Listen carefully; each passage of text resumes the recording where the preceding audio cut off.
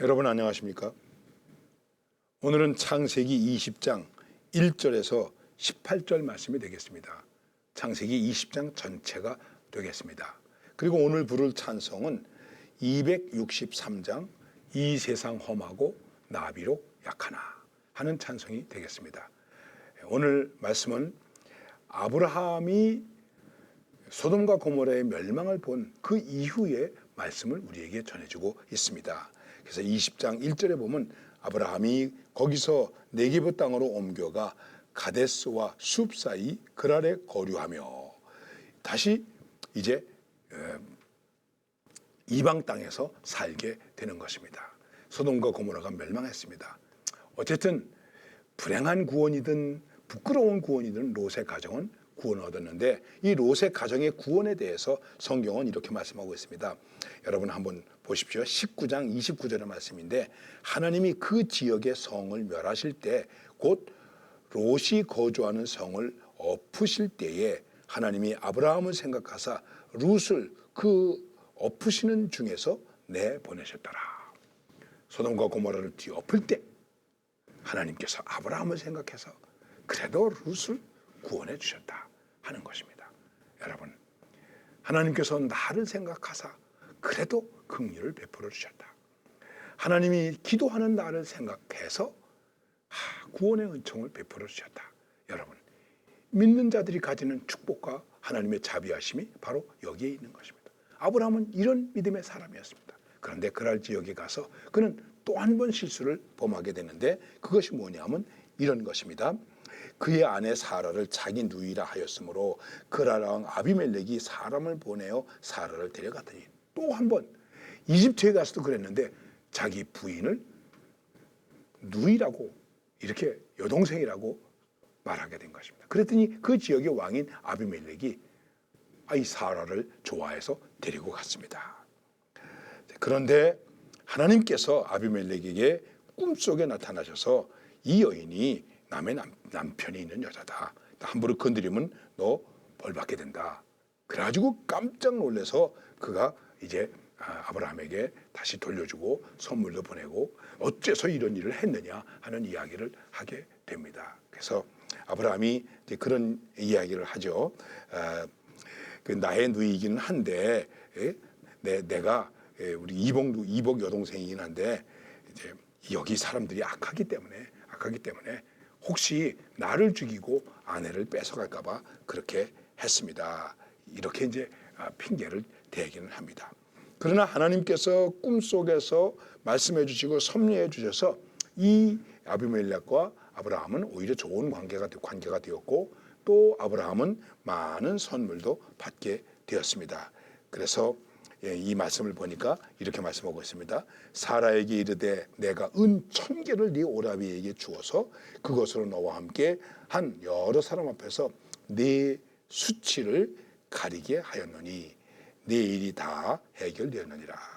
아브라함이 하나님께 기도하매 하나님이 아비멜렉과 그의 아내와 여종을 치료하사 출산을 하게 하셨으니 여호와께서 이왕에 아브라함과 아내 사라의 일로 아비멜렉의 집에 모든 태를 닫으셨습니다. 아비멜렉이 악한 생각을 했기 때문에 아무리 자기가 왕이라고 하더라도 남의 집에 있는 여인을 데려가면 되겠습니까? 그래서 태의 문을 닫으셨는데 이 일이 잘 해결되고 아브라함이 기도함으로 태의 문이 열리고 아비멜렉의 아내가 아이를 갖게 되는 그런 축복의 역사가 있게 되었다는 것입니다. 자, 아브라함은 믿음의 조상입니다. 믿음이 있는 사람입니다. 거듭난 사람입니다. 하나님의 은혜 속에서 사는 사람입니다. 소명을 따라간 사람입니다. 이런 위대한 믿음의 사람도 이렇게 환경이 바뀔 때 약해질 수밖에 없다. 이것이 오늘 여러분과 저의 모습입니다. 우리는 기도합니다. 강합니다. 그러나 내 환경이 바뀔 때에 그만 겁을 먹고 두려워하고 그리고 인간적인 방법으로 무엇인가를 해결하려고 하는 불신앙의 모습이 여전히 우리에게 남아있다고 하는 것입니다. 어쩌면 이 갈등은 우리의 평생에 있는 갈등이라고 생각할 수도 있을 것입니다. 이 갈등을 극복해야 됩니다. 우리는 극복할 수 있어야 됩니다. 그것은 오직 하나님만을 의지하는 것입니다. 오직 말씀만을 따르는 것입니다. 여러분, 믿음이라는 것이 무엇일까요? 나는 하나님을 믿는다 라는 결심을 가졌을 때 그것은 이 결심으로 인해서 내게 어떤 일이 있더라도 나는 이 결심대로 살겠다. 하나님을 믿습니다. 내가 하나님을 믿는다는 이 결단 때문에 어떤 불이익을 당하고 어떤 어려움을 당하고 어떻게 환경이 변할지라도 나는 이렇게 믿음으로만 가겠습니다. 그게 믿음입니다. 믿음의 결단은 내일을 염려하는 게 아닙니다. 상황을 염려하는 게 아닙니다. 그래서 에스더가 뭐라고 말합니까? 죽으면 죽으리라.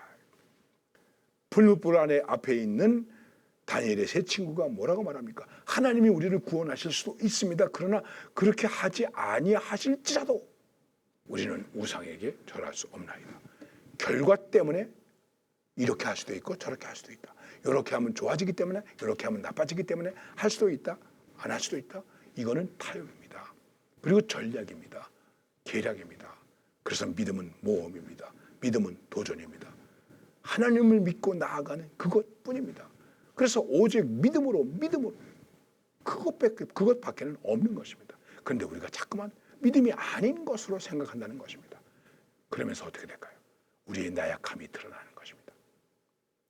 그럼에도 불구하고 오늘 말씀 속에서 하나님은 그래도 믿음의 사람 아브라함을 위해서 섭리해 주시고 정리해 주시고 오히려 아브라함을 복의 근원으로 복의 통로로 삼아 주신다는 것입니다. 그러니까 우리 적당히 하면 되겠지. 여러분 이렇게 생각하면 안 됩니다. 그렇기 때문에 하나님이 이렇게 섭리하시는구나. 하나님이 이렇게 지키시는구나. 하나님이 이렇게 축복하시는구나. 하나님이 이렇게 나를 복의 근원의 통로로 삼으시는구나 하는 것을 언제나 믿고 우리의 믿음에 흔들림이 없어야 됩니다. 치우침이 없어야 됩니다.